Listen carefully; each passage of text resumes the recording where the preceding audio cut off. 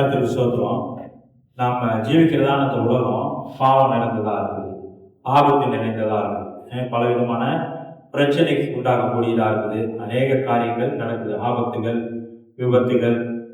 நம்ம இன்னைக்கு போறோம், வண்டி ரோட்ல போறோம், எவ்வளவோ ஆபத்து இருக்கு. வேலைக்கு போறோம், எவ்வளவோ ஆபத்து இருக்குது, பலவிதமான ஆபத்து இருக்கு. இந்த உலகத்துல பலவித ஆபத்து இருக்குது. இந்த உலகத்தை ஒரு சொர்க்கத்தை போல நம்ம நினைக்க முடியாது. பலவிதமான ஆபத்துகள் இந்த உலகத்துல இருக்குது, நம்ம பார்க்கிறோம். இந்த உலகத்துல ஒரு பாதுகாப்பான வாழ்க்கை நம்ம எப்படி வாழணும், இந்த உலகத்துல பாதுகாப்பா எப்படி வாழணும்.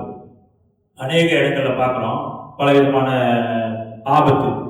வாலிப பிள்ளைங்க ஸ்கூல் காலேஜ், யூனிவர்சிட்டி படிக்கும் போது பார்த்தா என்ன நடக்குது, கொலை செஞ்சு மறிச்சு போயிடுச்சு, கொலை செஞ்சுட்டாங்க.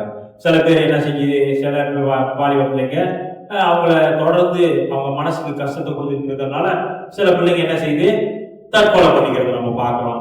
சில பிள்ளைங்க வண்டி வாகனம் ஓடும்போது ஆபத்து வரக்கூடியதை பார்க்கிறோம். இப்படிலாம் அந்த உலகத்துல நமக்கு எப்பொழுதும் ஒரு பாதுகாப்பு, ஒரு ஆபத்து வருவிக்கக்கூடியதா இருக்குது, ஒரு ஆபத்து வருவிக்கக்கூடியதா இருக்கு. நம்ம பார்க்கிறோம், பிள்ளைங்கிட்ட பார்த்து போமா அப்படின்னு சொல்றோம்.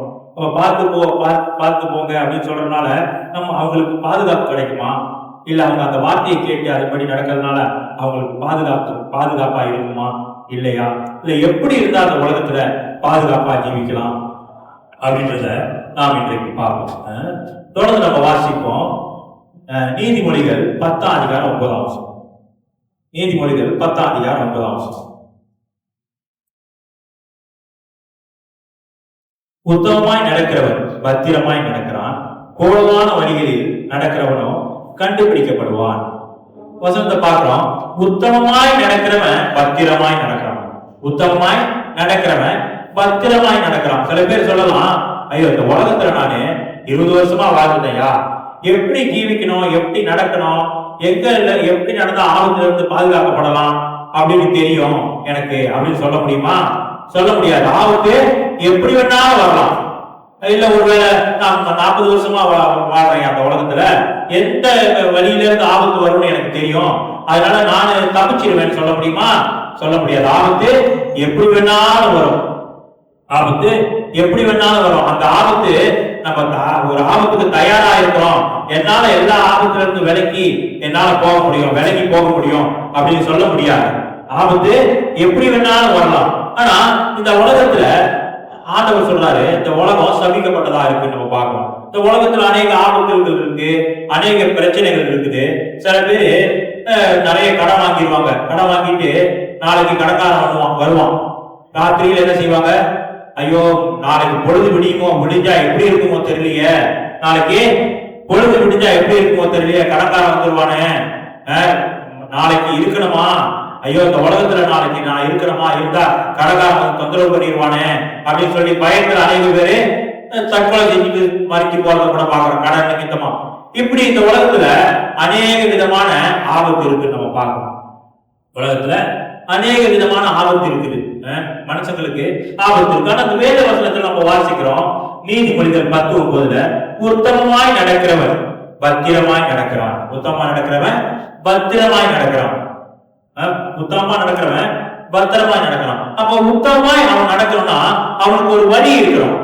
இதுதான் உத்தமமான வழி அப்படின்னு அவன் சொல்றதுக்கு ஒரு வழி இருக்கணும். அந்த வழி தெரிஞ்சாதான் அவன் அந்த உத்தமமான வழியில நடக்க முடியும். அந்த உத்தமமான வழிய அவனுக்கு தெரியல, அவன் கண்டுபிடிக்கலன்னா அவன் அந்த உத்தமமான வழியில நடக்க முடியாது. உலகத்துல எல்லாரும் ஜீவிக்கிற போது ஜீவிட்டாக்கா நமக்கு அநேக விதமான ஆபத்துகள் வரலாம். ஆனா வேதவசனம் சொல்றது, உத்தமமாய் நடக்கிறவன் பத்திரமாய் நடக்கிறான் அப்படின்னு நம்ம வாசிக்கிறோம். உத்தமமாய் நம்ம நடக்கணும்னா ஒரு வழி, செவ்வையான வழி நமக்கு தெரியணும். அந்த செவ்வையான வழி நமக்கு தெரியாம நம்ம எப்படி உத்தமமாய் நடக்க முடியும்? உத்தமமா நடக்க முடியாது. ஆனா அதான் கர்த்தராகிய இயேசு கிறிஸ்து சொல்றாரு, நானே வழியும் சத்தியமும் ஜீவனுமாய் இருக்கிறேன். அப்ப இயேசுவோட வழி, இயேசு நமக்கு என்ன சொல்றாரு, நானே வழியும் சத்தியமும் ஜீவனுமாய் இருக்கிறேன், என்னாலே அல்லாமல் ஒருவனும் பிதா கிட்ட வரான் அப்படின்னு இயேசு சொல்லியிருக்கிறார். அப்ப இயேசு ஒரு வழியை காண்பித்திருக்கிறார். யாரும் உலகத்துல இந்த வழியில நடங்கன்னு யாருமே சொல்லல. உலகத்துல இப்படி நடக்க, இதான் செம்மையான வழி அப்படின்னு உலகத்துல யாரும் சொல்ல கிடையாது. ஆனா கர்த்தராகிய இயேசு கிறிஸ்து தான் நானே வழியும் சத்தியம் ஜீவனுமா இருக்கிறேன், என்னாலே அல்லாமல் ஒருவனும் பிதா கிட்ட வரான் அப்படின்னு இயேசுதான் சொல்லியிருக்கிறார். அப்ப அந்த தேவன் கொடுத்ததான வழியில நம்ம நடந்தோம்னா நம்ம என்ன செய்யலாம்? பாதுகாப்பா இருக்கணும். அதான் வேதவசனம் சொல்லுது, உத்தமமாய் நடக்கிறவன் பத்திரமாய் நடக்கிறான். அப்ப நம்ம பத்திரமா நடக்கணும்னா எப்படி நடக்கணும்? உத்தமமாய் நடக்கணும். நமக்கு எனக்கு தெரியும் அந்த பாதை இப்படிதான் வளைஞ்சு போன, அந்த ரோட்ல இப்படிதான் வளைஞ்சு போனோம், அந்த ரோட்டு இருந்து காய் வராது, இப்படிதான் வளைஞ்சு போனா ஆபத்து இல்லை அப்படின்னு நம்ம நினைக்கலாம். ஆனா என்னைக்காவது ஒரு நாளைக்கு இந்த பக்கத்துல இருந்து காய் வரும். இந்த பக்கத்தே நம்ம பாக்குறோம், யூடியூப்ல பாக்குறோம், வீடியோல போடுறாங்க பாக்குறோம். நம்ம இந்த பார்த்தா அந்த காடி போய்கிட்டு இருக்கா, அந்த ரோட்ல இருந்து இந்த காடிக்காரன். நம்ம பாதுகாப்பா போன இந்த வழியிலே போனா பாதுகாப்பா போகணும்னு சொல்ல முடியுமா? சொல்ல முடியாது. ஆனா உத்தமமாய் நடந்தா கர்த்தர் நம்மள பாதுகாத்துக் கொள்ளக்கூடியவளா இருக்கிறார். கர்த்தர் நம்ம பாதுகாத்துக் கொள்ளக்கூடியவளா இருக்கிறார். நம்ம உத்தமமாய் நடக்கணும்னா பிரமாணம் நமக்கு தெரியணும். நமக்கு பிரமாணம் தெரியணும். எப்படி நடக்கிறது? அந்த பிரமாணம் ஒரு வழி இருக்கணும். இயேசு சொல்லிட்டார், நானே வழியும் சத்தியமும் ஜீவனுமா இருக்கிறேன்னு சொல்லியிருக்கிறாரு. அதே வேளையில நமக்கு ஒரு பிரமாணம் இருக்கணும். அந்த பிரமாணத்தின்படி நடந்தா கர்த்தர் என்ன செய்வாரு? பாதுகாத்துக் கொள்ளக்கூடியவளா இருக்கிறாரு. பழைய ஏற்பாட்டு காலத்துல பார்த்தா 10 கட்டளை கர்த்தர் கொடுத்தாரு. அந்த 10 கட்டளைகள் படி ஜீவிக்கிறவங்கள கர்த்தர் பாதுகாத்தாரு, கர்த்தர் அவங்கள நேசிச்சாரு அப்படின்னு நம்ம பாக்குறோம். அப்ப நமக்கு புதிய ஏற்பாட்டு காலங்கள்ல இருக்கிறோம், கர்த்தர் நமக்கு என்னத்தை கொடுத்திருக்கிறாரு? நாம் பார்க்கிறோம். எபிரேயர் 10ஆம் அதிகாரம் 16ஆம் வசனத்தை வாசிப்போம். எபிரேயர் 10:16. எபிரேயர் 10ஆம் அதிகாரம் 16ஆம் வசனம். அந்த நாட்களுக்கு பின்பு நான் அவர்களோட பண்ணும் உடன்படிக்கையாவது, நான் என்னுடைய பிரமாணங்களை அவர்களுடைய இருதயங்களில் வைத்து அவைகளை அவர்களுடைய மனதில் எழுதுவேன் என்று கர்த்தர் சொல்லுகிறார் என்பதை உரைத்த பின்பு நம்ம பார்க்கிறோம். கர்த்தர் எங்க வைக்கிறாரா அவரோட பிரமாணத்தை? அந்த நாட்களுக்கு பின்பு நான் அவர்களோடு பண்ணும் உடன்படிக்கையாவது, நான் என்னுடைய பிரமாணங்களை அவருடைய இருதயங்களில் வைத்து, நம்ம இருதயத்துல கர்த்தர் என்ன வைக்கிறாரு? பிரமாணத்தை வைக்கிறார். இருதயத்துல பிரமாணத்தை வைக்கிறார். எப்படி நம்ம இருதயத்துக்குள்ள பிரமாணம் போது? இந்த வேத வசனத்தை நம்ம வாசிக்கிறோம். இருதயத்துக்குள்ள எப்படி பிரமாணம் போது? ஆவியானவர் நமக்குள்ள இருக்கிறார். ஆவியானவர் நமக்குள்ள இருக்கிறார். நம்ம வேதத்துல வாசிக்கிறோம், மரித்தேன் ஆனாலும் சதா காலங்களோடு கூட உயிரோடு இருக்கிறேன்னு இயேசு சொல்லி இருக்கிறார். நான் கிறிஸ்துவோடு கூட சிலுவையில் அறையப்பட்டேன், ஆயுதம் கிடைத்திருக்கிறேன், இனி நான் அல்ல கிறிஸ்துவே எனக்குள்ள ஜீவிக்கிறார்னு நம்ம வாசிக்கிறோம். அப்ப கிறிஸ்து என்னவா இருக்கிறாரு? அந்த வார்த்தையா இருக்கிறார். அந்த வார்த்தை நமக்குள்ள இருக்கு. கிறிஸ்துன்றதான வார்த்தை நமக்குள்ள இருக்கு. நமக்குள்ள இருக்குன்னு பாக்குறோம். பிரமாணம் அவருடைய இருதயங்களில் வைத்து, அவர் இயேசு கிறிஸ்துவ அந்த வார்த்தையா இருக்கிறார். அந்த வார்த்தை நமக்குள்ள இருக்கு.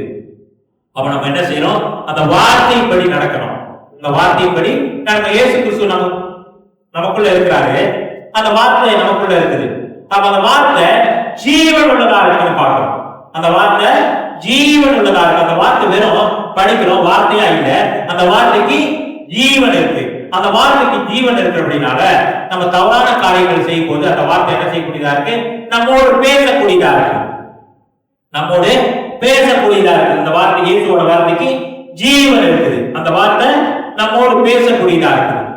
நம்ம பேசி நம்மை வழிநடத்தக்கூடியதா இருக்குது. நம்ம தொடர்ந்து வாசிக்கிறோம். மத்தேயு 22 அதிகாரம் 36. மத்தேயு 22:36 தொடர்ந்து வாசிப்போம். ஒருத்தர் கேட்கிறான் இயேசு கிட்ட, நியாயப்பிரமாணத்துல எந்த கற்பனை பெரிதான கற்பனை? போதகரே, நியாயப்பிரமாணத்தின் எந்த கற்பனை பிரதானமானது என்று கேட்டான். இயேசு அவனை நோக்கி, உன் தேவனாகிய கர்த்தரிடத்தில் உன் முழு இதயத்தோடும், உன் முழு ஆத்மாவோடும், உன் முழு மனதோடும் அன்பு கூறுவாயாக. இது முதலாம் பிரதான கற்பனை. இதற்கு ஒப்பாய் இருக்கிற இரண்டாம் கற்பனை என்னவென்றால், உன்னிடத்தில் நீ அன்பு கூறுவது போல பிறனிடத்தில் அன்பு கூறுவாயாக என்பதே. இவ்விரண்டு கற்பனைகளிலும் நியாயப்பிரமாணம் முழுவதும் நிறைந்து தீர்க்க தரிசனங்களும் அடங்கி இருக்கிறது என்றார். கர்த்தர் ஆண்டவர் என்ன சொல்றாரு? உன் தேவனாகிய கர்த்தரை முழு இதயத்தோடும். இயேசு அவனை நோக்கி, உன் தேவனாகிய கர்த்தரிடத்தில் உன் முழு இதயத்தோடும், உன் முழு ஆத்மாவோடும், உன் முழு மனதோடும் அன்பு கூறுவாயாக. தேவனை முழு மனதோடும் அன்பு கூறுவாயாக. தேவனை அன்பு கூறணும். இது முதலாம் பிரதான கற்பனை. இதற்கு ஒப்பா இருக்கிற இரண்டாம் கற்பனை என்னவென்றால், உன்னிடத்தில் அன்பு கூறுவது போல பிறனிடத்தில் அன்பு கூறுவாயாக. நம்ம நேசிக்கிறது போல மற்றவர்களையும் நேசிக்கணும். முதலாவது தேவனை நம்ம நேசிக்கணும். இரண்டாவது சக மனுஷங்களை நம்ம நேசிக்கணும். மற்றவங்களை தாழ்வா நம்ம நினைக்க கூடாது. மற்றவங்களுக்கு தேவை இருக்கும் போது அந்த தேவைகளை சந்திக்கக்கூடியவர்களா இருக்கணும். நம்மளை நேசிக்கிறோம். நம்மளுக்கு பசி எடுக்குது, நம்ம என்ன செய்யறோம்? சோறு போட்டு சாப்பிடுறோம். அவங்களும் அதே போல மற்றவங்களுக்கு தேவை இருக்குது, அவங்கள தேவைகளை சந்திக்கக்கூடியவர்களா இருப்பாதான். உன்னை நேசிக்கிறது போல நீ பிறனையும் நேசிப்பாயாக. அநேக பேர் சொல்லுவாங்க, நல்லது செஞ்சா அநேக ஆபத்து தாயா வருது. நல்லது செஞ்ச ஆபத்து வந்தாலும் கர்த்தர் பாதுகாத்துக் கொள்வார். நம்ம எந்த பிரச்சனையில இருந்து நம்மளை பாதுகாத்துக் கொள்ள முடியாது. ஆனா கர்த்தரோட வழியில நடந்தா, உத்தமமாய் நடந்தா, கர்த்தர் நம்மை பாதுகாத்துக் கொள்ளக்கூடியவரா இருக்கிறார். கர்த்தர் நம்ம பாதுகாத்துக் கொள்ளக்கூடியவரா இருக்கிறார். எப்படி நடக்கும் போது? கர்த்தரோட வழிகளில் நடக்கும் போது கர்த்தர் நம்மை பாதுகாத்துக்குவாரு. அநேக ஆபத்துகள் வந்துச்சு, அநேக ஆபத்துகள் வந்துச்சு. தாவீது ராஜாவுக்கு அநேக ஆபத்துகள் வந்துருச்சு. ஒரு தடவை சிங்கம், ஒரு தடவை கரடி. அவர் ஆடு மேய்க்கும் போது ஒரு தடவை சிங்கம் வந்துச்சு, ஒரு தடவை கரடி வந்துச்சு. யார் பலத்தை கொடுத்தா? தேவன் அவருக்கு பலத்தை கொடுத்து அவரை பாதுகாத்தாரு. தேவன் அவருக்கு பலத்தை கொடுத்து பாதுகாத்தாரு. அவருக்கு தேவன் பலத்தை கொடுக்கலன்னா அந்த சிங்கமும் கரடியும் என்ன செஞ்சிருக்கிறோம்? தாவீது ராஜாவை கொண்டு போட்டுருக்கோம். அவர் ராஜாவை ஆயிருக்க முடியாது. அப்ப அவர் கர்த்தரோட வழிகள்ல நடந்தாரு, கர்த்தர் அவரை பாதுகாத்தாரு. நம்ம உத்தமமா நடக்கிறோம். உத்தமமா நடக்கிறவர்கள் பத்திரமாய் நடக்கிறார்கள் வேத வசனத்துல வாசிக்கிறோம். நம்ம உத்தமமா நடக்கிற அப்படின்னால நமக்கு ஆபத்தே வராதுன்னு இல்லை. ஆபத்து வரும், ஆனா கர்த்தர் என்ன செய்வாரு? நம்மை பாதுகாத்துக் கொள்ள வல்லவராய், அவர் பாதுகாத்துக் கொள்ள வல்லவராக இருக்கிறார். தொடர்ந்து நம்ம வாசிப்போம். 1 கொரிந்தியர் 13 அதிகாரம் 2-8.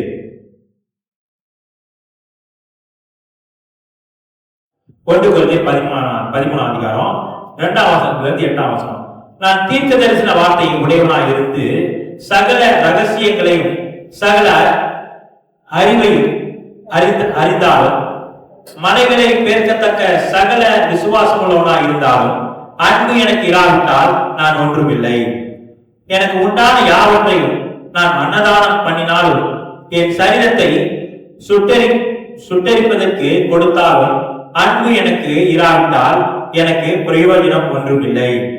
அன்பு நீடிய சாந்தமும் தயவும் உள்ளது. அன்புக்கு பொறாமை இல்லை.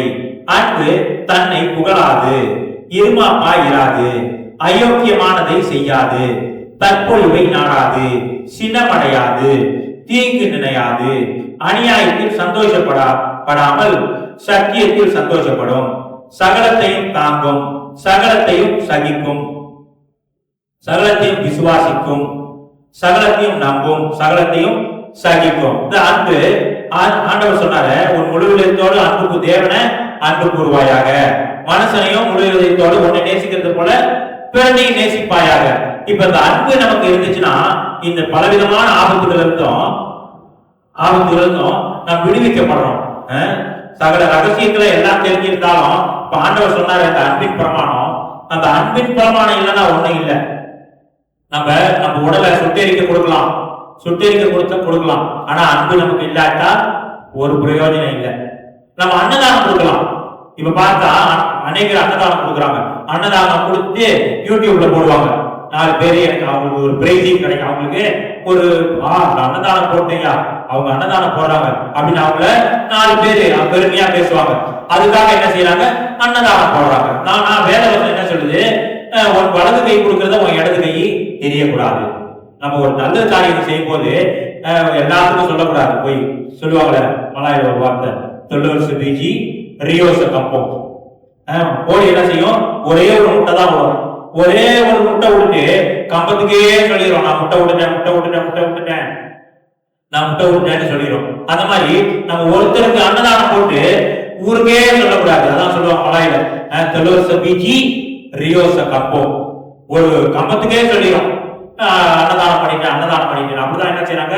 இப்ப ஒருத்தவங்க கிட்ட போய் ஒரு இடத்துல போய் அன்னதானம் பண்ணிட்டு யூடியூப்ல போட்டு பெருசா காய்ப்பாங்க, நான் அன்னதானம் பண்ணிட்டேன், இதனால இந்த உலகத்துல நம்ம செஞ்ச காரியத்துக்கு நமக்கு இங்கேயே புகழ்ச்சி கிடைச்சிருச்சுன்னா பரலோகத்துல நமக்கு புகழ்ச்சி இல்லை. அதான் ஆண்டவர் சொல்றாரு, வலது கை சேர்ந்த இடது கைக்கு தெரியக்கூடாது. இப்படி நம்ம அநேக காரியங்களை செய்யலாம். ஆனா அன்பு நமக்கு இல்லாவிட்டால் ஒரு பிரயோஜனம் இல்லை. எனக்கு உண்டான யாவற்றையும் நான் அன்னதானம் பண்ணினாலும் என் சரீரத்தை சுட்டெரிப்பதற்கு கொடுத்தாலும் அன்பு எனக்கு இல்லாவிட்டால் எனக்கு பிரயோஜனம் ஒன்றுமில்லை. பிரயோஜனம் ஒன்று நம்மகிட்ட அன்பு இல்லை. அன்பு இல்லைன்னா ஒண்ணு இல்லை. இயேசு என்னவா இருக்கிறாரு? அன்பா இருக்கிறாரு. இயேசு அன்பா இருக்கிறாரு. அன்றையும் பரிசுத்த ஆவியினால் தேவ அன்பு உங்கள் இருதயங்களில் ஊற்றப்பட்டிருக்கிறபடினால் அந்த நம்பிக்கை உங்களை வெட்கப்படுத்தாது. பரிசுத்த ஆவியினால என்ன நமக்கு கொடுக்கப்பட்டிருக்குது? தேவ அன்பு நமக்கு கொடுக்கப்பட்டிருக்கு. அப்ப அந்த தேவ அன்பு பரிசுத்த ஆவியினால் தேவ அன்பு உங்கள் இருதயங்களில் ஊற்றப்பட்டிருக்கிறபடினால் அந்த நம்பிக்கை உங்களை வெட்கப்படுத்தாது.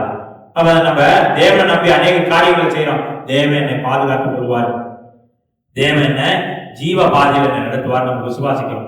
அந்த நம்பிக்கை நம்மளை வெட்கப்படுத்தாது. ஏன்னா தேவ அன்பு நம்மோடு கூட இருக்கு நம்ம பார்க்கிறோம்.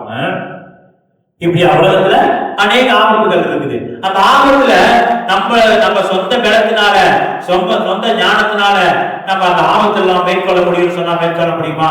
மேற்கொள்ள முடியாது.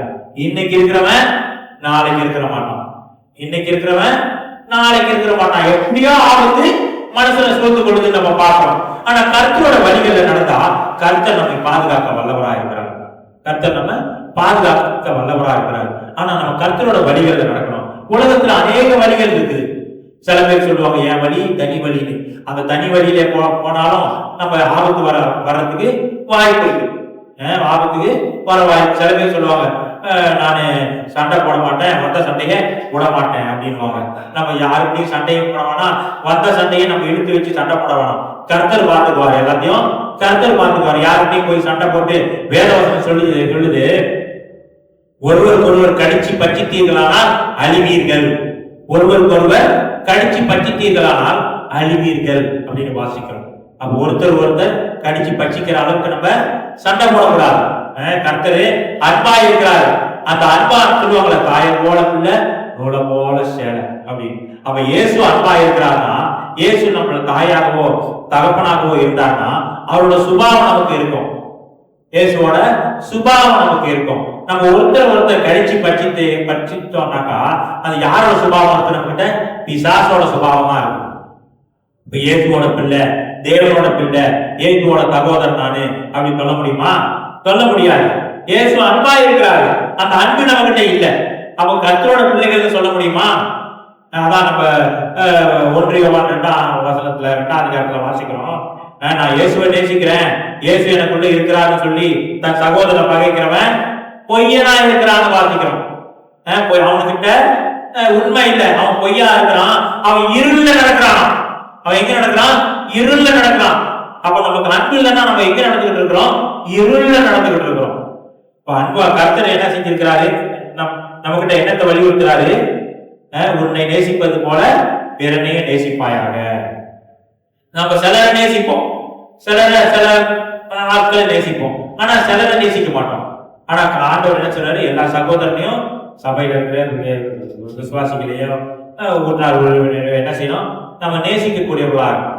நம்ம பார்ப்போம் சில சமயம் என்ன செய்வோம்? அக்கா தங்கச்சி அண்ணன் தம்பி சண்டை போடுறது. எங்க அக்கா கிட்ட தானே சண்டை போட்டேன், எங்க அண்ணன் கிட்ட தானே சண்டை போட்டேன்னு சொல்லி சண்டை போடுறது. தேவன் நம்மள சண்டை போடுறதுக்கு தெரிஞ்சு கொள்ளல. நம்ம முந்தைய காலத்துல நம்ம திரும்பி பார்க்கும்போது நம்ம அக்கா தங்கச்சி அண்ணன் தம்பி கூட எல்லாம் சண்டை தான் போட்டுருக்கோம். எப்படியோ சண்டை போட்டோம். அப்ப பார்க்கும்போது அதெல்லாம் எவ்வளவு தவறு, அதெல்லாம் தவறு. சகோதரனை பகைக்கிறவன் மனித போல பாடுகன்னு வார்த்திக்கிறோம். அப்ப நம்ம தகோதரி கிட்ட சண்டை போடலாமா? சண்டை போடக்கூடாது. நம்ம எல்லாம் அந்த மாதிரி நெஞ்ச முத்தி ஒருத்தருக்கு விரோதமா ஒருத்தர் சண்டை போட்டோம். ஆனா அது கர்த்தரோட வழிகள் இல்லை, அது அன்பு இல்லை. கர்த்தரோட அன்பு நம்மளோட இல்லை. நம்ம இதோ நம்ம சத்தியத்தை கேட்கிறோம், ஒரு பாடத்துக்கு வேதத்தை வாசிக்கிறோம். கிறிஸ்துவோட வார்த்தை ஜீவனுள்ள வார்த்தை நம்ம இடத்துல இருக்குது. அந்த வார்த்தை நமக்குள்ள கிரியை செஞ்சா நம்ம என்ன செய்வோம்? அந்த வார்த்தை ஜீவனுள்ள வார்த்தையா இருக்குது, கிரியை செய்யக்கூடிய வார்த்தையா இருக்குது. நம்ம என்ன செய்வோம்? ஐயோ அக்காமார்கிட்ட சண்டை போட்டோமே, ஐயோ அண்ணமார்கிட்ட சண்டை போட்டோமே, இதெல்லாம் நம்ம செய்திருக்க கூடாது. உன்னை நேசிக்கிறது போல பிறனை நேசிப்பாயாக வேதவசனம் சொல்லுச்சு. வேதவசனம் இப்படியா சொல்றத நம்ம பாக்குறோமே. சகோதரனை பகைக்கிறவன் மலைப்பாதகனை வாசிக்கிறோமே, ஐயோ நம்ம இந்த மாதிரிலாம் செய்யக்கூடாது, இதெல்லாம் தவறு. அப்ப நம்ம என்ன செய்யும்? உள்ளுக்கு தேவன் நமக்குள்ள பிரமாணத்தை வைத்திருக்கிறார். பிரமாணத்தை நம்ம இருதயத்துல வைத்திருக்கிறார். அந்த பிரமாணம் என்ன செய்யும்? நம்மோடு பேசக்கூடியதா இருக்கு. கர்த்தரோட வார்த்தை நம்மோடு பேசக்கூடியதா இருக்கு. அப்ப நம்ம என்ன செய்யணும்? நம்மளை சரி பண்ணணும். நம்மள சரி பண்ணணும். ஐயோ இந்த மாதிரிலாம் இருந்துச்சு, இந்த மாதிரிலாம் இனிமே ஜீவிக்க கூடாது. சகோதரத்தை பகைக்கிறவன் இன்னும் இருளதான் இருக்கான்னு வேத வசனத்துல யோவான் தெளிவா சொல்றாரு. இன்னும் சகோதரன் பகைக்கிறவன் இன்னும் எங்க இருக்கிறான்னா இருளதான் இருக்கான். அப்ப இருள இருக்கிறான்னாக்கா அவனுக்கு எங்க போறது வழி தெரியாது, வழி தெரியாது. நமக்கு வெளிச்சத்துல இருக்கணும்னா என்ன செய்யணும்? எல்லாரையும் நேசிக்கணும், எல்லாரையும் நேசிக்கக்கூடியவர்களா இருக்கணும். அப்பதான் நம்ம என்ன நடக்கும்? எப்படி நடக்கிறோம்? வெளிச்சத்துல நடக்கக்கூடியவர்களா இருக்கும். வெளிச்சத்துல நடக்கக்கூடியவர்களா இருக்கும். சகோதரனை பகைக்கிறவன் இருள நடக்கிறான். அப்ப இருள நம்ம நடக்கும்போது நமக்கு ஒளி தேவை. அதான் ஆண்டவர் சொல்றாரு, என் வேத கால்களுக்கு தீபமும் வெளிச்சமும் கால்களுக்கு தீபமுமா இருக்குது கர்த்தரோட வார்த்தை. அப்ப அந்த கர்த்தரோட வார்த்தை நமக்குள்ள இருக்கணும்னா நம்ம எல்லாரையும் நேசிக்கக்கூடியவர்களா இருக்கணும். அப்பதான் அந்த வெளிச்சமும் அந்த தீபமும் நமக்கு முன்பாக காணப்படும். நமக்கு முன்பாக காணப்படும் அந்த வெளிச்சம். வெளிச்சத்துலதான் நம்ம நடக்கிறோம். அப்ப நம்ம வேதத்தை வாசிக்கிறோம், அதன்படி நடக்கல. ஏன் நடக்கல? அந்த வேத எழுத்துக்களாதான் இருக்குது. அது கர்த்தரோட ஜீவனுள்ள வார்த்தையா நமக்குள்ள இல்லை. ஜீவனுள்ள வார்த்தையா நமக்குள்ள இல்லை. அது ஜீவனுள்ள வார்த்தையா நமக்குள்ள இருந்துச்சுன்னா என்ன நடக்கும்? நம்ம கீழ்படிஞ்சு நடக்கும். நமக்குள்ள அன்பு இருக்கும். நம்ம எல்லாரையும் நேசிக்கக்கூடியவர்களா இருக்கும். என்னதான் நமக்கு தவறு செஞ்சிருந்தாலும், நமக்கு எல்லாதான் நமக்கு விரோதமா தவறு செஞ்சிருந்தாலும் நம்ம நேசிக்கக்கூடியதான நிலவரத்துல இருப்போம். ஏன்? இயேசு நேசிச்சாரு. இயேசு சிலுவையில் அடைஞ்சவங்களையே என்ன செஞ்சாரு? நேசிச்சாரு. இயேசு பிதாவே இவர்களுக்கு மன்னியும், அறியாம செய்யறாங்கன்னு இயேசு சொன்னார். இயேசு சொன்னாரா, ஆண்டவரே இவங்களை அறுத்து போடுங்க, கருத்தறுத்து போடுங்கன்னு சொன்னாரா? இல்ல, பிதாவே இவங்க தெரியாம செய்யறாங்க, இவங்களை மன்னியும் ஆண்டவர் இயேசு சொன்னார்.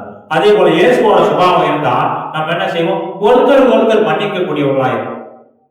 ஒருத்தர் மன்னிக்க கூடியவர்களா இருக்கும். நான் ஒரு இடத்துல போய் சபையில போனப்ப அங்க எல்லாரும் என்ன செய்வாங்கன்னா, ராபோயில் எடுக்கிறதுக்கு முன்னுக்கு நான் மனுஷனோடும் தேவனோடும் எனக்கு சமாதானம் இருக்குன்னு சொல்லுவாங்க. ஆனா நம்ம சபையில இருக்கிறோம், நமக்கு தெரியும் யார் கூட பேசாம இருக்காங்கன்னு நம்மளுக்கு தெரியும். ஆனா என்ன சொல்லுவாங்க? எனக்கு தேவனோடும் மனுஷனோடும் நல்ல மனசாட்சி இருக்கு அப்படின்னு சொல்லி பரிசுத்த பத்தி எடுப்பாங்க. ஆனா பரிசுத்த பத்தி எடுத்தோடனே சோத்திரம்னு சொன்னாலும் அளவு சோத்திரம் சொல்ல மாட்டாங்க. இப்படிப்பட்ட தீவியம் இருந்தா நம்ம இருளதான் நடக்கிறோம். இப்படிப்பட்ட தீவியை நம்ம ஜீவித்தா நம்ம இன்னும் எங்க நடக்கிறோம்? இருளதான் நடக்கிறோம். இருள நடக்கிறோம். ஏன்னா நேசிக்கல. ஆண்டவர் என்ன சொல்றாரு? ஒரு தேவனாகிய கர்த்தரை முழு இதயத்தோடும் முழு ஆத்மாவோடும் முழு பலத்தோடு அன்பு கூறுவாயாக அப்படின்னு சொல்லிட்டு, உன்னை நேசிப்பது போல பிறனையும் நேசிப்பாயாக அப்படின்னு இயேசு சொல்றாங்க. அப்ப நம்ம நேசிச்சா என்ன செய்யணும்? எல்லாரோடும் சமாதானமா இருக்கும். நம்ம நினைக்கிறோம் இது ஒரு சாதாரண காரியம் தானே, அவங்ககிட்ட கோவிச்சுக்கிட்ட பேசாம இருக்கேன், அது ஒரு சாதாரண காரியம் நம்ம நினைக்கிறோம். ஆனா இது பெரிய ஆபத்தை, கர்த்தரோட பிள்ளைகளுக்கு பெரிய ஆபத்தை வர வைக்கக்கூடியதா இருக்கும். பிசாசு அந்த ஓட்டையில தான் கூறுவான்.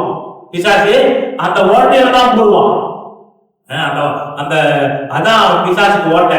நம்ம ஒருத்தர் சமாதானம் இல்ல, நம்ம இருதயம் எப்படி இருக்கு? இருளா இருக்குது. அந்த ஓட்டையை பார்த்து பிசாசு என்ன செய்வான்? நமக்குள்ள பூந்து நம்ம கரப்படுத்தக்கூடியவனா இருக்கிறோம். நம்ம சின்ன சில பேர் சொல்லுவாங்க, பெருசா புலியெல்லாம் வந்துச்சு, பெருசா புலி கரடி எல்லாம் வந்துச்சு, எல்லாம் அடிச்சு போட்டு ஏறி ஓட்ட போட்டு போந்து எல்லாருக்கும் சரி கட்டிடுச்சு. புலி சிங்கம் எல்லாத்தையும் சாதாரணமா அடிச்சு போட்டாச்சு. ஆனா எலி என்ன செய்யுது? ஓட்ட போட்டு உள்ளுக்கு போந்து எல்லாத்தையும் சரி கட்டிடுச்சு. நம்ம நினைக்கிறோம் அது எலிதானே, அது கரையானானே நினைக்கிறோம். கரையா என்ன செய்யும்? உள்ளுக்கு போந்து எல்லாத்தையும் சாப்பிட்டு மரத்தையும் சாய்ச்சிடும். சில இடத்துல பாருங்க வீடியும் சாய்க்கிறது கரையான். கரையா என்ன செய்யுது? வீடியும் சாய்ச்சி போடுது. நம்ம நினைக்கிறோம் அது கரையான் தானேயா, அது சின்னோட்டா இருக்குது, அது என்ன செய்ய போகுது? சின்ன பிரச்சனை. ஒருத்தர் கூட ஒருத்தர் சமாதானம் இல்லை. இது நம்ம என்ன செய்வோம்? பாக்குறப்ப ஒருத்தவங்க அவங்க கூட சமாதானம் இல்லை, இந்த ஆளு ஏன் மத்தான், இது இருக்கிற ஒரு கசப்பு, இந்த பொம்பளை ஏன் வந்துச்சுங்க, ஐயோ இந்த பொம்பளையை பார்க்க கூடாதுன்னு நினைச்சேன், இந்த பொம்பளையை பார்த்தோம்னா அப்படின்னு சொல்லுவாங்க சில பேர். இதெல்லாம் இருதயத்துல கசப்பு. அப்ப இருதயத்துல கசப்பு இருக்கும் போது ஆண்டவர் சொல்றாரு, ஒரே ஊட்டு கண்ணில இருந்து இனிப்பும் தித்திப்புமான நீர் சுரக்குமா? சுரக்காதே. ஒன்று இனிப்பான நீர் சுரக்கணும், இல்ல தித்திப்பான நீர் சுரக்கணும்.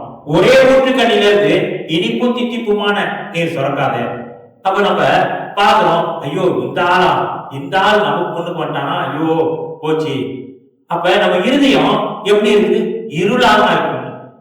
யாரு எப்படி இருந்தாலும் இயேசுவோட சுபாவம், இயேசுவோட அன்பு நம்ம கிட்ட இருந்துச்சுன்னா நம்ம மற்றவங்களை என்ன சொல்ல மாட்டோம்? ஐயோ இந்த ஆளா, இந்த பொம்பளையா, ஐயோ இவனா அப்படின்னு சொல்லுவோமா? சொல்ல மாட்டோம். ஆண்டவர் எல்லாரையும் நேசிக்க சொல்லி இருக்கிறார். ஏன் நேசிக்க முடியல? நம்ம சொந்த பலத்துல நம்ம அவங்களை நேசிக்க பார்க்கிறோம். கிறிஸ்து நமக்குள்ள இருக்கிறாரு, அவர் எல்லாரையும் நேசிச்சாரு. அவருக்கு நம்ம நம்முடைய ஜீவியத்தை ஒப்பு கொடுப்போம். எத்தனை பேர் நம்ம வாழ்க்கையை கர்த்தருக்கு முழுமையாக ஒப்பு கொடுத்திருக்கோம்? அநேகர் அவங்களோட வாழ்க்கைய கர்த்தரோட கருத்துல ஒப்பு கொடுக்கறதே இல்லை. ஐயோ கர்த்தரோட கருத்துல என் வாழ்க்கையை புதுசா ஒப்பு கொடுத்தா, ஐயோ போச்சியா, நான் அதை செய்ய முடியாது, இதை செய்ய முடியாது, நான் அதை செய்ய முடியாது, இங்க போக முடியாது, அங்க போக முடியாது. ஏன் என்ன செய்யறாங்க? மறைமுகமா அநேக தவறுகளை செஞ்சுக்கிட்டு இருக்கிறாங்க.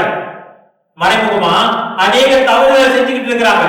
அநேக தவறுகளை மறைமுகமா செஞ்சுக்கிட்டு இருக்கிறதுனால அவங்களோட வாழ்க்கைய முழுமையா கர்த்தருக்கு ஒப்பு கொடுக்க முடியல. அவங்களோட வாழ்க்கைய முழுமையா கர்த்தருக்கு ஒப்பு கொடுத்தாதான் அவங்க என்ன செய்ய முடியும்? மற்றவங்களை நேசிக்க முடியும். அவங்க நம்மளும், நானும் எப்படியோ இருந்தேன், எப்படியோ சண்டை போட்டுக்கிட்டு எப்படியோ இருந்தேன். ஆனா கர்த்தர் என்ன கொஞ்சம் கொஞ்சமா மாற்றி இருக்கிறாரு. நான் எல்லா சகோதரிகளை சண்டை போட்டு எப்படியோ ஜீவிச்சேன். ஆனா கர்த்தர் என்ன உணர்த்துறாரு, இதெல்லாம் சரியில்லை, இதெல்லாம் உங்களோட ஜீவியம் சரியில்லை, ஒரு நாட்ட இருந்த ஜீவியமா இருக்குது அப்படின்னு கர்த்தர் என்னோடு பேசினார். அப்ப நம்ம என்ன செய்யணும்? அது சரி பண்ணணும், ஜீவியத்தை சரி பண்ணக்கூடியவர்களா இருக்கணும். பலவிதமான காரியம் இருக்குது, பலவிதம் எல்லா காரியம் ஈடுபட்டுக்கிட்டு பாவத்துக்கு ஜீவியத்தை ஒப்பு கொடுத்துக்கிட்டு அங்கேயும் இங்கேயும் போய்கிட்டு இருந்தாக்கா நம்ம 100% கர்த்தர்கிட்ட நம்ம வழிய ஒப்பு கொடுக்க முடியாது, கர்த்தர்கிட்ட ஒப்பு கொடுக்க முடியாது. ஏன்னா கர்த்தர்கிட்ட ஒப்பு கொடுத்தா அநேக காரியங்களை சாக்ரிஃபைஸ் பண்ணணும், அநேக காரியங்களை விட்டுறணும். அதை விட முடியல. அதனால இன்னும் உலகத்துலதான் ஒட்டி ஜீவிச்சுக்கிட்டு இருக்கிறோம். அதனால நம்ம அந்த உலக காரியங்கள்லாம் நம்ம விட முடியாதபடினால நம்ம 100% கர்த்தர்கிட்ட நம்மளோட வாழ்க்கைய ஒப்பு கொடுக்க முடியல. நாம் கர்த்தர்கிட்ட நம்முடைய வாழ்க்கைய ஒப்பு கொடுத்தா கர்த்தர் என்ன செய்வாரு? நம்மளோட வாழ்க்கைய அழகா மாத்த வல்லவரா இருக்கிறாரு, அழகா மாத்த வல்லவரா இருக்கிறாரு. தொடர்ந்து நம்ம வாசிப்போம். 1 கொரிந்தியர் 8ஆம் அதிகாரம் 2ஆம் வசனம். 1 கொரிந்தியர் 8ஆம் அதிகாரம் 2ஆம் வசனம். ஒருவன் தன் ஏதேனும் ஒன்றை அறிந்தவன் என்று எண்ணிக்கொள்வானால் ஒன்றையும் அறிய வேண்டிய பிரகாரமாக அவன் இன்னும் அறியவில்லை. சில பேர் சொல்லுவாங்க, எனக்கு தெரியுங்க, நானே வேத வசனத்தை நான் 4 தடவை படிச்சு முடிச்சுட்டேன், 10 தடவை படிச்சு முடிச்சுட்டேன், இல்ல 20 தடவை படிச்சு முடிச்சுட்டேன், எனக்கு எல்லாம் தெரியும்னுவாங்க. ஆனா அவங்க தெரிந்து கொள்ளுகிற விதமா தெரிந்து கொள்ளல. ஏன் தெரிந்து கொள்ள பிரகாரமா தெரிந்து கொள்ளல? அந்த வார்த்தையை படிக்கிறாங்க, ஆனா அந்த வார்த்தையாகி கிறிஸ்து அவர்களுக்குள்ள இல்ல. அந்த வார்த்தையை படிக்கிறாங்கன்னா வேத வசனத்தை வாசிக்கிறாங்க, பைபிளை வாசிக்கிறாங்க, 10 தடவை படிச்சு முடிச்சுட்டாங்க, 100 தடவை படிச்சு முடிச்சுட்டாங்க, சில பேர் 200 தடவை கூட படிச்சு முடிச்சிருக்கலாம். வேத வசனத்தை 200 தடவை கூட படிச்சு முடிச்சிருக்கலாம். ஆனா 200 தடவை படிச்சு முடிச்சோம், அந்த கர்த்தரோட வார்த்தை அவர்களுக்குள்ள இல்ல, அந்த ஜீவனோட வார்த்தை அவர்களுக்குள்ள இல்ல, அந்த கர்த்தராகிய இயேசு கிறிஸ்து அவர்களுக்குள்ள இல்ல. அதனால அவங்க என்ன சொல்றாங்க? எனக்கு எல்லாம் தெரியும். ஒருத்தன் கர்த்தரோட வழிகளை நடக்கிறவன் எனக்கு எல்லாம் தெரியும்னு சொல்ல மாட்டான். என்ன சொல்லுவான்? கர்த்தர் தாயா என்ன நடத்துறாரு, எனக்கு ஒண்ணும் தெரியாது, கர்த்தர் எப்படி நடக்கணும்னு வழியை காண்பிக்கிறாரு, அந்த வழியில நடக்கிறேன், எனக்கு தெரியாது. அதான் நம்ம பார்க்கிறோம். ஆபிரகாமும் லோத்தும் போனாங்க. ஆபிரகாமுக்கு எது நல்ல வழி, எது எந்த பாதை பக்கம் எந்த வழியில போவோம் அப்படின்னு ஆபிரகாம் முடிவு பண்ணல. ஏன்னா கர்த்தர் பார்த்து பாருங்க. ஆனா ஆபிரகாம் சொல்றாரு லோத்துக்கிட்ட, நீ முன்னுக்கு போனா நான் பின்னால போறேன், நீ இந்த பக்கத்து போனா நான் அந்த பக்கத்து போறேன், உனக்கு எந்த பக்கத்து போறையோ பிடிச்சிருக்கோ அந்த பக்கத்து நீ போ அப்படின்னு சொல்றாரு ஆபிரகாம். முடிவு பண்ணல, நான் அந்த வழியில போக போறேன், நான் இந்த வழியில தான் போக போறேன்னு சொல்லி லோத்து கூட தர்க்கம் பண்ணல. என்ன பண்ணல? தர்க்கம் பண்ணல. அப்ப தர்க்கம் பண்ணாம என்ன செஞ்சாரு? அவர் என்ன செஞ்ச? தேவன் பொறுப்பெடுப்பாரு, வழிய தேவன் பொறுப்பெடுப்பாருன்னு அவர் கர்த்தரோட கருத்துல விட்டுட்டாரு. அதே போல நம்ம இந்த வழியில தான் போனோம், அந்த வழியில தான் போனோம், எனக்கு எல்லாம் தெரியும்னு சொன்னோம்னா நம்ம மாம்சத்துல தான் பேசிக்கிட்டு இருக்கோம். சில பேர் சொல்றாங்க எனக்கு சத்தியம் தெரியா, எனக்கு எல்லா சத்தியமும் தெரியும் சொல்லுவாங்க. ஆனா அந்த சத்தியமாக இயேசு கிறிஸ்து அவங்களுக்குள்ள இருக்க மாட்டார். 20 தடவை 30 தடவை 200 தடவை வேத வசனத்தை வாசிச்சாலும் கிறிஸ்து நமக்குள்ள இல்லைன்னா ஒண்ணுமே இல்லை. தொடர்ந்து நம்ம வாசிப்போம். ஏசாயா 35 அதிகாரம் 8ஆம் வசனம். அங்கே பெரும்பாதையான வழியும் இருக்கும், அது பரிசுத்த வழி எனப்படும். தீட்டுள்ளவன் அதிலே நடந்து வருவதில்லை. அந்த வழியில் நடக்கிறவர்கள் பேதையாயிருந்தாலும் திசை கெட்டு போவதில்லை. அங்கே பெரும்பாதையான வழி இருக்குமா, அங்க பாதை நல்ல பெரிய பாதை இருக்குமா, அது பரிசுத்த வழி எனப்படுமா. அந்த வழி பரிசுத்த வழி எனப்படும். தீட்டுள்ளவன் அதிலே நடந்து வருவதில்லை. தீட்டுள்ளவன் நடக்க மாட்டான். உலக ஆசை, ஐயோ எனக்கு இந்த ஆசை இருக்குதியா, எனக்கு அந்த ஆசை இருக்குதியா, நான் மறைமுகமா இந்த தவறு செஞ்சுக்கிட்டு இருக்கிறையா, நான் மறைமுகமா இங்க போய்கிட்டு இருக்கிறையா, என் மனைவிக்கு தெரியாம நான் அங்க போய்கிட்டு இருக்கியா, என் புருஷனுக்கு தெரியாம அங்க போய்கிட்டு இருக்கிறையா, என் சொந்தக்காரங்களுக்கு தெரியாம அவங்க வீட்டுக்கு போய்கிட்டு இருக்கிறையா அப்படின்னு மறைமுகமா பாவம் நேரமா என்ன செய்ய மாட்டான். தீட்டுள்ளவன் அதிலே நடந்து வருவதில்லை. அந்த வழியில் நடக்கிறவர்கள் பேதையாக இருந்தாலும் திசை கெட்டு போவதில்லை. நம்ம அந்த வழியில நடக்கிறோம், நமக்கு ஒண்ணுமே தெரியல, எப்படி போறதுன்னு தெரியல. ஆனா அப்படி கர்த்தர் நமக்குள்ள இருக்கிறார், நம்ம திசை கெட்டு போவதில்லை. நமக்கு எந்த வழியில போறதுன்னு தெரியல, எப்படி இருக்கிறதுன்னு தெரியல. ஆனா கர்த்தராகிய இயேசு கிறிஸ்து நமக்குள்ள இருக்கிறார். அவர் கர்த்தராகிய இயேசு கிறிஸ்து நமக்குள்ள இருக்கிறபடினால அவர் பேதையா இருந்தாலும் திசை கெட்டு போவதில்லை. கர்த்தர் அவனை நடத்தக்கூடியவராக இருக்கிறார். நம்ம கர்த்தரோட கைகள்ல நம்மளோட முழுசா நம்மள கர்த்தரோட கையில ஒப்பு கொடுத்துட்டோம். கர்த்தர் நம்ம நடத்த வல்லவராக இருக்கிறார். கர்த்தர் நம்ம நடத்த வல்லவராக இருக்கிறார் பார்க்கிறோம். நம்ம அநேக காரியங்களை செஞ்சு நம்ம என் வழி இப்படி இருக்குது, நான் இப்படிதான் ஜீவிப்பேன், இப்படிதான் நடப்பேன் அப்படின்னா உலகத்துல அநேக ஆபத்து இருக்குது. நம்ம எதிர்பார்த்துட்டு இருக்க அநேக ஆபத்து நம்ம எதிர்பார்த்துட்டு இருக்குது. எப்ப வருவன் பிசாசு என்ன செய்யறான், எவனை விழுங்கலாமோன்னு வகை தேடி சுத்தி திரிகிறான். பிசாசு எவனை விழுங்கலாமோ என்று வகை தேடி சுத்தி திரிகிறான். நம்ம கர்த்தரோட கருத்துல நம்ம வாழ்க்கையை ஒப்பு கொடுக்கல, நம்ம சொந்த வழியில ஜீவிச்சுக்கிட்டு இருக்கிறோம்னா பிசாசு வாயை தொடர்ந்துட்டு பார்த்துட்டு இருக்கான் விழுங்கிறதுக்கு. நம்ம கர்த்தருடைய வழிகளை நடந்தா கர்த்தர் என்ன செய்வாரு, கர்த்தர் நம்ம பாதுகாத்துக் கொள்ள வல்லவரா இருக்கிறார். கர்த்தரை மட்டும் நம்மோடு பேசி இருக்கிறாரு. கர்த்தர் இயேசு அன்பா இருக்கிறான்னு பார்க்கிறோம்.